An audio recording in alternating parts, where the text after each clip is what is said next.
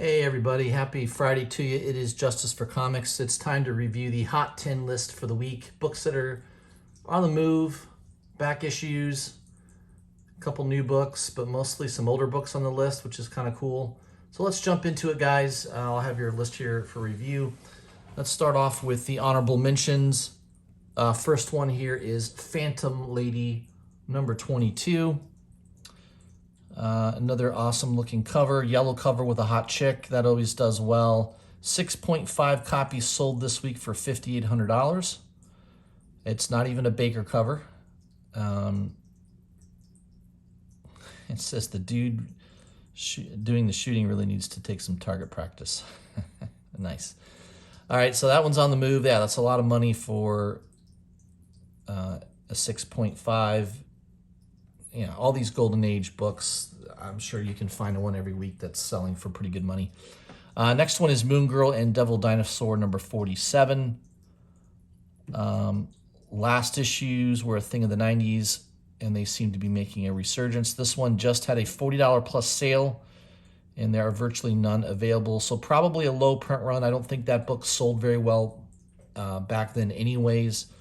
I don't think Moon Girl and Devil Dinosaurs ever sold well, but yeah, when they're about to cancel the series, the last few issues, they sort of just print enough to say that they actually made the book. So it's probably a really low print run. Number 10 is He-Man and the Masters of the Universe, number 18. This was a DC book back in the day. $150 raw. Wow. And still very few available for sale. I guess either this book really is difficult to find or everyone is just keeping their copies. Whatever the reason, for a non-variant, it is a top 5 Masters of the Universe book at this point. Yeah, it's a pretty cool cover. And that book's not that old. What is that, maybe 5-6 years old, that book? The logo looks like when they came out with the new 52. So yeah, it can't be that old of a book. Wow, crazy. Number 9 is Avengers: The Terminex Objective. I have no idea what this is about. I have no idea why this is going up. I guess first appearance of Alioth, who was in Loki. Can't see this as a long-term success. I do like seeing these old 90s books do well, though. Yeah, so if you got that in your collection, dust it off, maybe throw it on eBay. Number 8 is Stray Dogs, number 5, the Ryan Kincaid, the Shining variant. Man, I don't know what the deal is with the Stray Dogs. Is it that good? I haven't read it. I almost bought the first issue, decided against it. I remember looking at it on Midtown. I don't know, just $100 book for that? For issue number 5. Was a $20 exclusive at one point. I would say if you got these Stray Dogs books in your collection, you bought them for cover or for very cheap, I would unload them. I don't think this book's going to be hot 6 months from now. I could be wrong. I don't know. It just doesn't seem like it has staying power to me, but we'll find out. Number 7 is Trials of Ultraman. Number 4, the Art Adams 1 in 25 variant. $35 to $40. Ben says, anyone? I'm sure the print run is low, but the cover isn't great. I'm going with it's a slow week rationale. Yes, indeed it is. Number 6, God Killer, Tomorrow's Ashes, number 1. I remember seeing that on Midtown. It's the 1 in 30 variant. $60, yeah, that's about a double. Black Mask comic here. I don't know. Black Mask was never very popular. You know, it's been out for a while. None of their stuff ever did anything. Now all of a sudden it is. I don't know. I would be very skeptical. I would not be chasing these books right now. I would be very, very careful. Number 5 is Foss, number 1. I have no idea what this book is here. It says, this is undoubtedly the oddest option news that I've ever heard in a while. A cartoon. Really, Sony? Have you actually read this story, Mr. Executive? Anyways, this moved from $10 to $15 to $50. It's not for kids. Well, there's a lot of cartoons that aren't for kids. Rick and Morty, case in point. That's easily the most adult cartoon I've ever watched. It's absolutely maddening and perverted, and everything that's wrong with the world is what's wrong with Rick and Morty. That's why I love it. Number 4 is Doorway to Nightmare number 1. I actually have this book in my collection, so I'm only 1 for 10 so far. It looks like I'm only going to be 1 for 10. This is the first appearance of Madame Xanadu, I think is her name. I guess I know she's going to be in the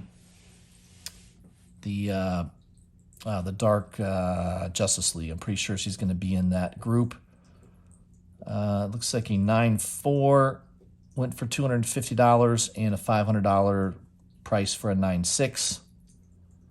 I bought that high grade. My copy's probably 9.2 or better.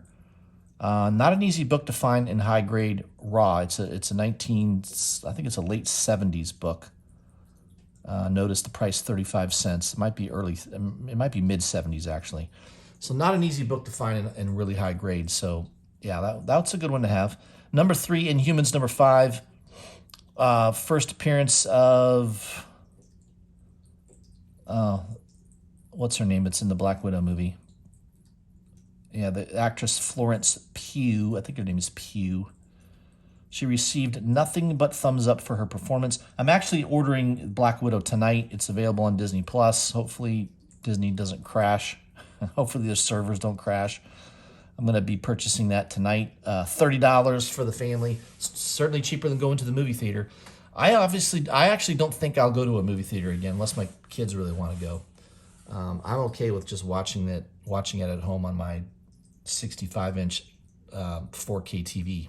So, and I can make my own popcorn a lot cheaper, and I don't have to worry about somebody in front of me, doing whatever. So, I'm going to be watching that. So this book's on the move. 9.8 just sold for $800. Pretty good price. Number 2 is Thor 365. It's kind of a classic Simonson cover. I kind of remember that cover when it came out.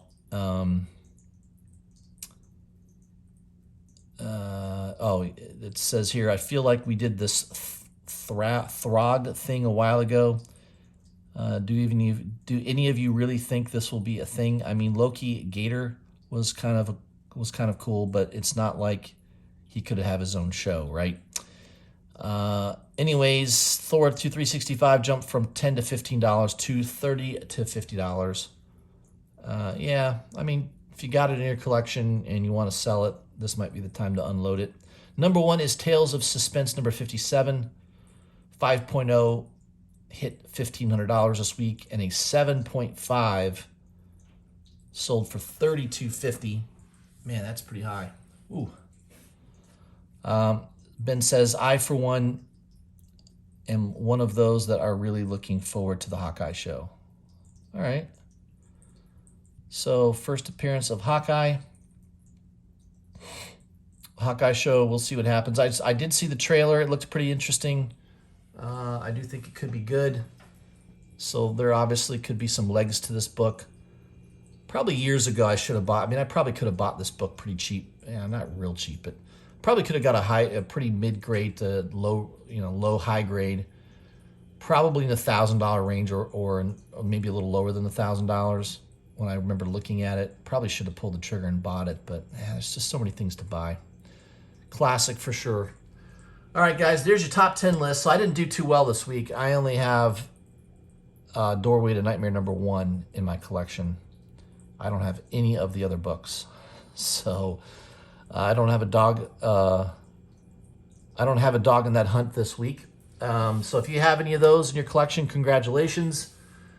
Remember, this is the time to sell if you have them and you're thinking about selling. Once they make this list, that's typically the peak. Not always, but usually that means it's a hot book and certainly easier to sell right now. All right, guys, that's all I had for you. I hope you had a great week. It's Friday. We got the weekend ahead of us. I've been dealing with stuff at the house here. I had to have somebody come fix my AC today. And then at the same time, my sink is clogged. I haven't been able to unclog it yet. So yeah, I'm having a lot of great homeowner issues today. So hopefully I can get through. At least the AC is nice and cool now. All right, guys. I hope you have a great Friday and a great weekend, and I'll see you soon.